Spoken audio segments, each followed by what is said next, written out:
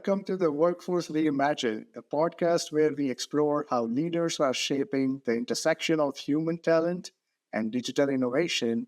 I'm your host, Nachiket Mehta. Today's guest brings a rare perspective from the investor seat.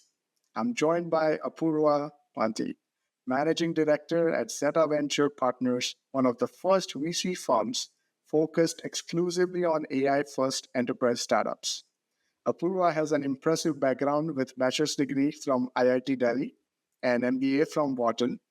Apoorva has backed some of the most exciting early stage companies reimagining how businesses use data, automation, and intelligent agents. In this conversation, we explore what makes a great AI founding team, how talent models are evolving, and what the future org chart might look like when digital agents become part of the workforce. Whether you are a founder, builder, or just curious about how the workforce is being redefined from the investor's lens, this one is full of insight. Let's get into it. Apoorva, so glad to have you here. Nachiket, thanks for having me. Yeah. So let's start understanding your career and investment thesis. You have had a fascinating journey from tech and GTM leadership to VC. What brought you into the world of venture and why Zeta? Yeah, I would say the first foray into venture was very accidental. I was I was back in the day. I was a consultant, a management consultant.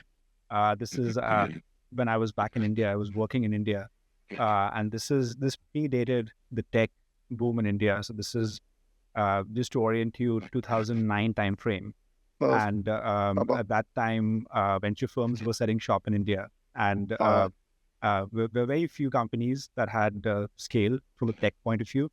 And at that point, I was keen to see what can be done on the tech side. Obviously, I was spending more of my time with traditional enterprises and traditional industries. That's what management consultants do.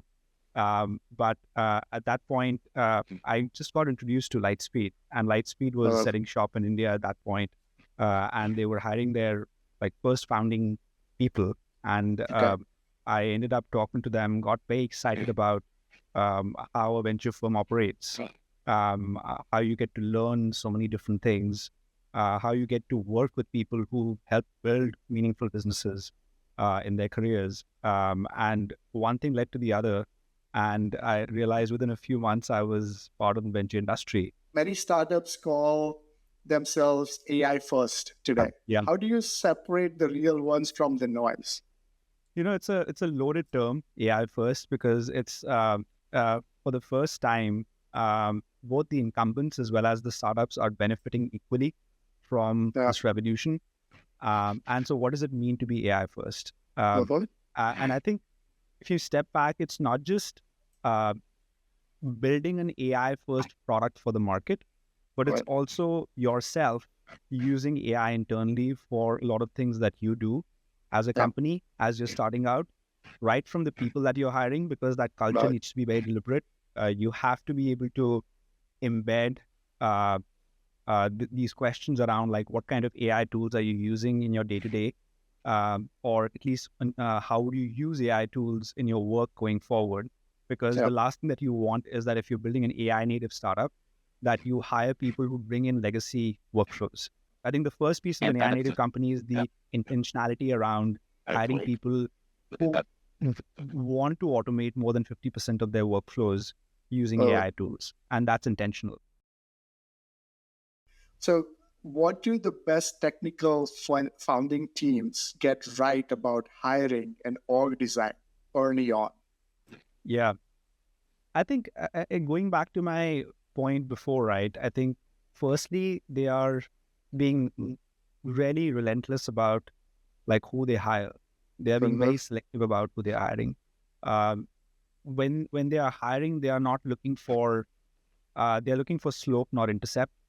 When I mean by that is, by slope, I mean they're looking for a learning curve, a fast learning curve. So you might not be looking at hiring specialists early on, but even if you're hiring generalists, you want the generalists to kind of learn very quickly, because AI is a once in a lifetime opportunity where everyone is learning at the same time. So you could become a specialist very quickly, but the only way you can become a specialist is by adapting yourself. If you know one part of the workflow, what's happening downstream of that workflow, and how do you kind of get good at that?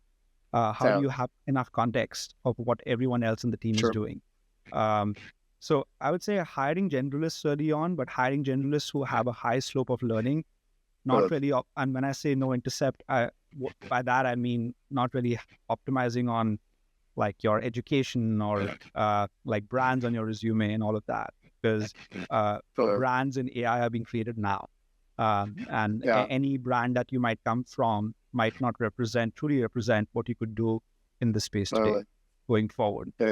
Secondly, having these kind of questions as a part of the interview loop where you are also thinking deeply about like how to have AI tools in the mix of your workflows. So when you're conducting coding interviews, like allowing them to use AI tools, see what can they do differently, or how quickly can they do that task compared to what they could do without AI. Obviously, it can't take the place for logical thinking and thinking through algorithms and all of that today. But you're testing that piece as well, but you're also testing how they perform on the job and how do they adapt on the job. Founders need to be really involved. It goes without saying that if you're a technical founder or a product-centric founder, you have to be really involved in hiring your technical talent early on. There are no two ways about it. You can't outsource it. And then I think the idea of a flat org today, like I think before you get to product market fit, having a flat org, but having an org that is maybe more in terms of a product SKU or a pod, where if you're focusing on a certain product outcome, then you have that entire team focused on that outcome. And so that is that product pod. It's at the end of the day, a flat organization at that point. So those are the things that people are doing right. Those who are really figuring things out. I think the other thing is also to think very deeply about whether you want to be co-located versus distributed.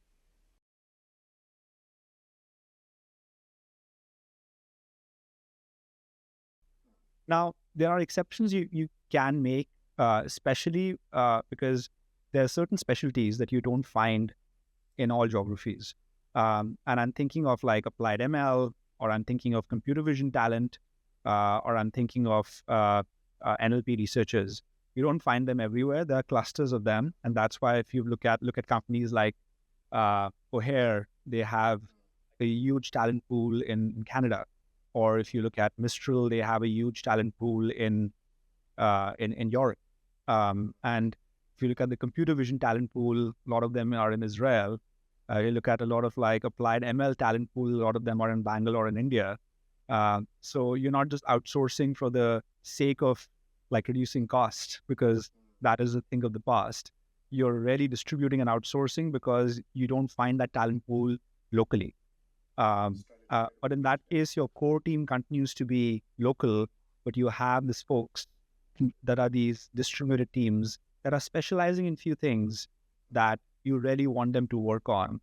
Things around alignment, model alignment, right? Like you might not, if you don't have the right kind of folks locally, or you don't have access to the right kind of folks locally, or those folks are too expensive to get, you can still have those teams. And I have one portfolio company that has that team in Argentina. They found a great team over there that they'd worked with before. The good thing is the time overlap with the US. If you're ending in Colombia, Argentina, or Mexico, it's very hard to kind of have the time overlap with India. But it also depends on like what kind of skill density that you find in that area, how that time overlaps with your team.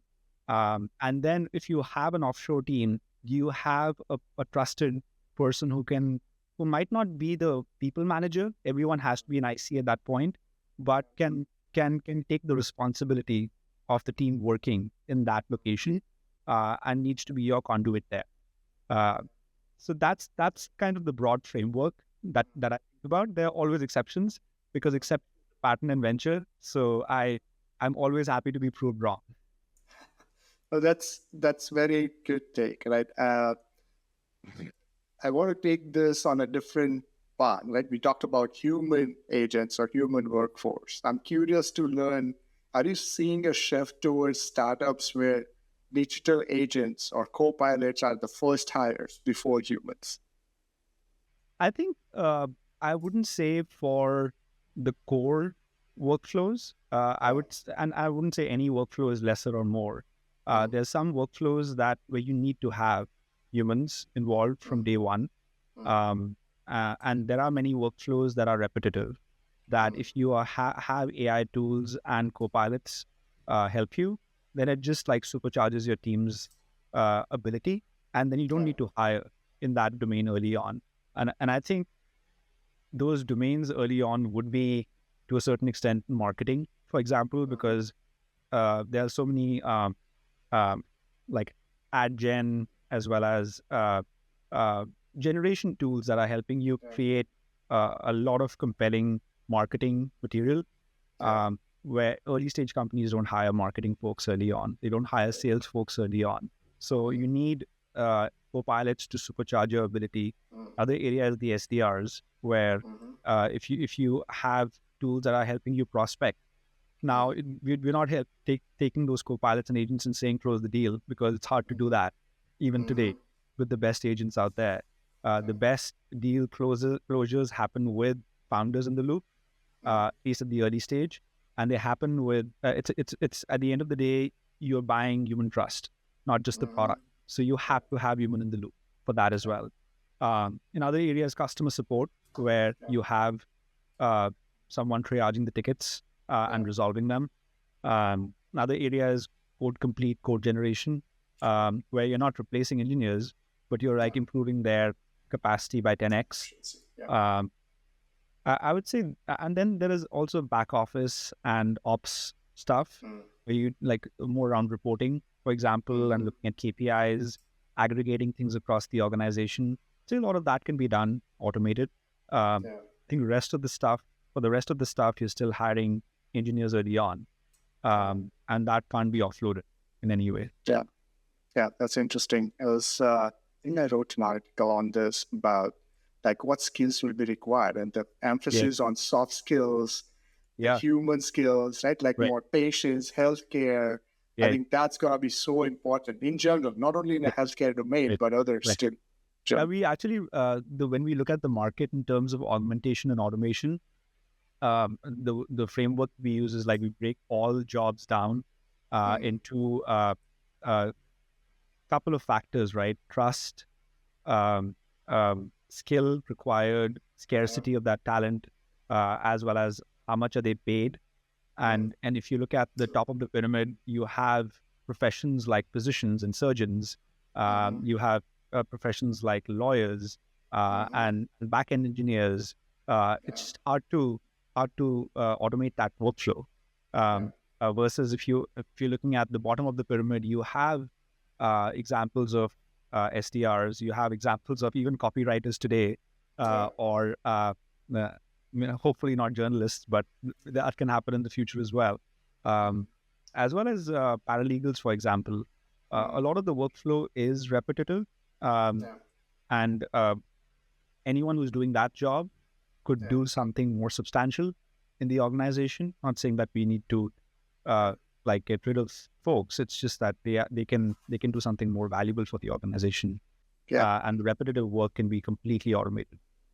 Harvey is a great success story, but It is a speak success so. story, but it's also interesting to see when you look at Harvey. And I'll just pause over here to kind of talk a bit Yeah. about like how are, even if you take the legal AI space, right? And Mm, and I think of legal AI as an interesting example over here, because we've seen like a bunch of companies in that space.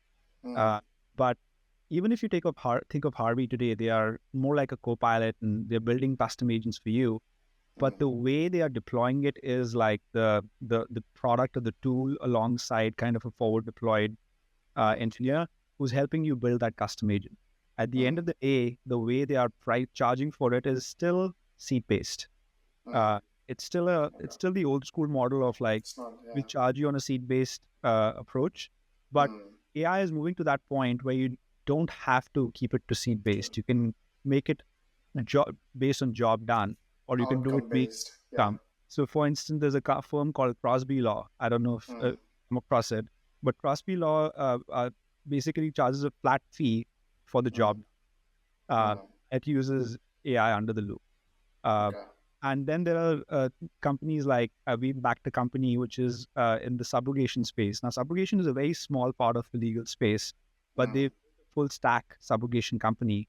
Okay. And in that, we are basically helping health insurance companies recover the amount of payouts that they would do for accident cases, because in a lot of those cases, you have auto insurance companies involved as well. And so they have to be ideally distributed in terms of you between auto insurance and health insurance. So it kind of helps in savings. And so what the company does is it doesn't just say that we'll do the job for you. It says, based on the savings, we'll take 50% of those savings. So it's cut off outcome. Yeah. I think that's what AI can do for you today. Yeah.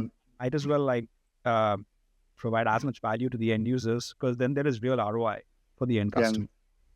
And I've seen a lot of that pricing model evolving now, right? Right. Ultimately, like you say, in your pyramid, one of the thing is the cost of Right. That's hiring right. somebody or that That's skilled right. worker. Right. So, and I know you and I talked about last time we met on how do you identify and guide businesses on where to focus on, right? Like where to replace the human with uh, replace or augment, right? Like replace Right. or augment human with AI agents. Yeah. I'm curious to learn your take on what that future org chart looks like small human teams orchestrating lots of AI workflows Yeah. or vice versa. Yeah. It's more like air traffic controllers with a bunch of drones, Yeah. where the drones will be agents. I think the core questions would be like, what would those air traffic controllers look like? And those being human beings. And what do the orchestration frameworks look like? Because the orchestration would be between the human beings and the agents. Uh, um, I think if I were to step back, there are things around your executive team which helps kind of set the mission for the company, helps move it in a certain direction. Hard to automate, hard to take away. Things around your senior engineers who are helping design the entire platform from ground up, because it's not just about front end engineering. I think if you think of even engineering jobs and break that down, think of like the repeatable like front end jobs where AI can take over like scaffolding, it can take over CRUD, it can take over a lot of like UI stitching. So hopefully, like in the future, you're not looking for like a lot of React programmers. A lot of that will be done by AI going forward. But if you look at backend, a lot of infrastructure, a lot of systems thinking that can't be vibe coded. And it to a certain extent, you can take over scaffolding, but you can't take over kind of the core infrastructure. So I think that will continue to be there, will continue to exist. I would say things around reward modeling, around alignment, because I think that comes with experience, that comes with more context of the business. I think that is pretty hard to automate. It'll be augmented. Things around security and red teaming, like because core to an organization, pretty hard to automate as well. Things around observability, pretty hard to automate as well. So I would say like there are certain aspects of engineering that can be automated using agents and copilots. You see a lot of these other areas that I've mentioned, you need to have human beings involved. The other is product and design. I think you can augment product and design, but a lot of thinking around like what product architecture should look like, what those form factors would be, will need to have an AI product leader over there who's not just responsible for product, but also responsible for alignment as well. So I'd say those are some of the key roles that will, and I'm just thinking I've mentioned security, I mentioned engineering, I mentioned product. It's hard to not have one person who's looking at HR as well. You don't need to have an HR team, but having a person, because that requires the human touch. So I'd say finance, a lot of finance can be automated. and I'm excited about the future of that. Although, like, you don't want it to hallucinate on the finance ops side. But I would say those are the key roles that will actually be the air traffic controllers. And then you'll have a bunch of agents that will be orchestrated to do that work. And I would say for a company north of 10 billion in market can be created by less than 50 people in the future. And that's the world that I'm excited about. I'm still skeptical of like truly autonomous organizations, which people talk about, which is you don't have anyone involved and it becomes an organization. I don't think AI is there yet. And I think it can be, you can have truly autonomous stuff for that. You can't have it for business throughput, which is a different thing. Yeah, interesting. I mean, I know it's like media content creation, like YouTube and things like that could be part of it, but still it's not fully owning and orchestrating the business end to end. I think one role that I missed was sales. I think a lot of the playbook can be automated, but I think a sales leader who has that Rolodex and has those relationships and has helped close deals still has to be in the loop. True. That's where the soft skills, that relationships matter a lot. Just being cognizant of time. Final few questions for founders' advice and future outlook. And what are the 2-3 things you wish more founders understood about building scalable AI-ready teams? It's a good question. I think the first piece is really being intentional about hiring. I think when you're hiring, it's not just about filling roles in the traditional sense. It's about knowing exactly what kind of people will learn very quickly and adapt to the market. So I think just be careful about hiring early on. You just shouldn't be boiling the ocean while hiring. And that leads to a lot of debt, not just to debt, cultural debt. And if you're building a AI first organization, you have to keep the culture intact. And I would say only scale the organization once you have those 2-3 folks who are ready to kind of like disseminate that culture going forward as well, hire for the culture of that organization. The second is scaling in today's world is you have to understand that what does product market fit mean today versus in the past. You've discussed this. There were certain metrics for SaaS companies that kind of indicated product market fit. Those metrics have shifted. And people are just trying a lot of AI right now. It doesn't mean that it's there to stay, it's there to stick. So really questioning like, who are your sustainable customers? Why are they buying? Are you core part of the stack that they can't replace?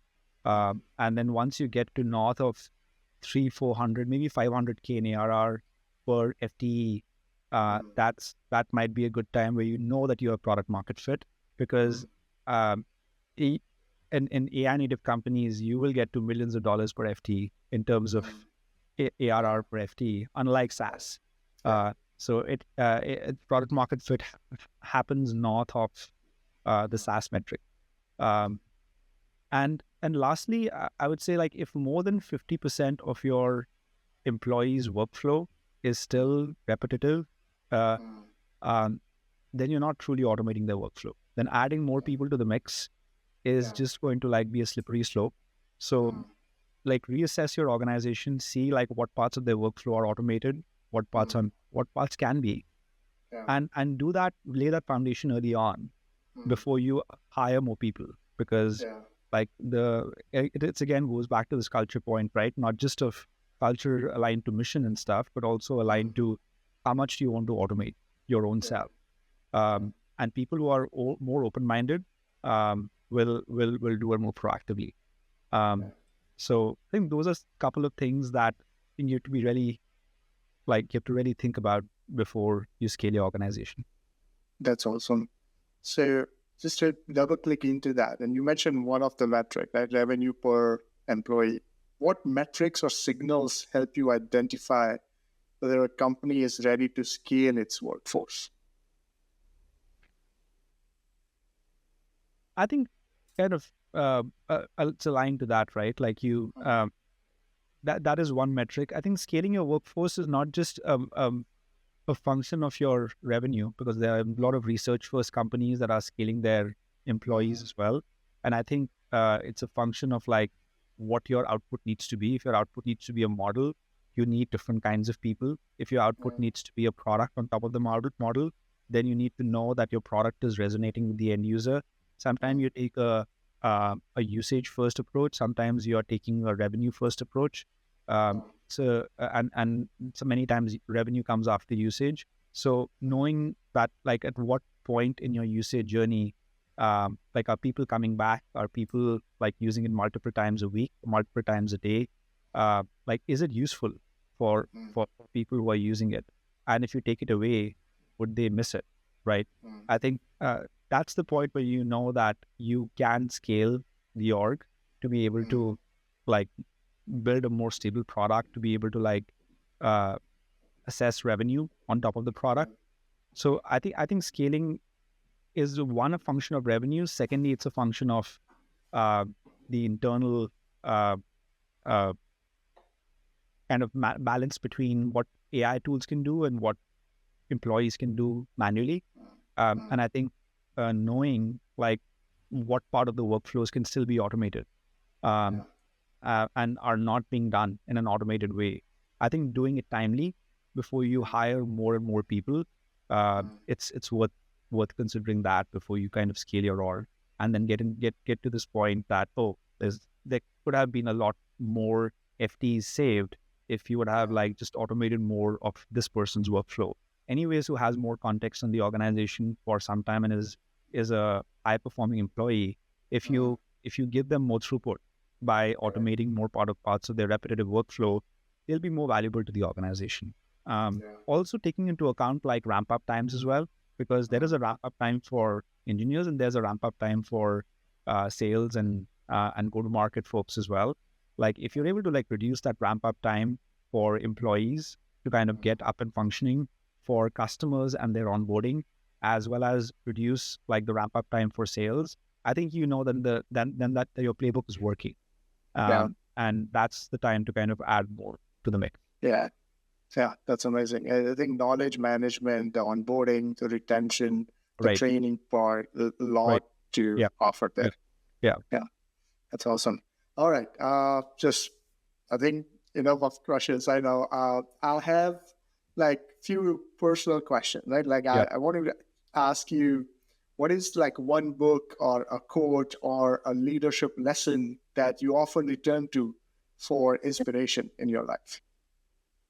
I'd say my ongoing thing is, which kind of helps me every day, is strong convictions loosely held, because you have to have convictions in what you're doing based on the amount of information you have, but you still have to be open to learning more so in this market, because things are changing every day, every minute.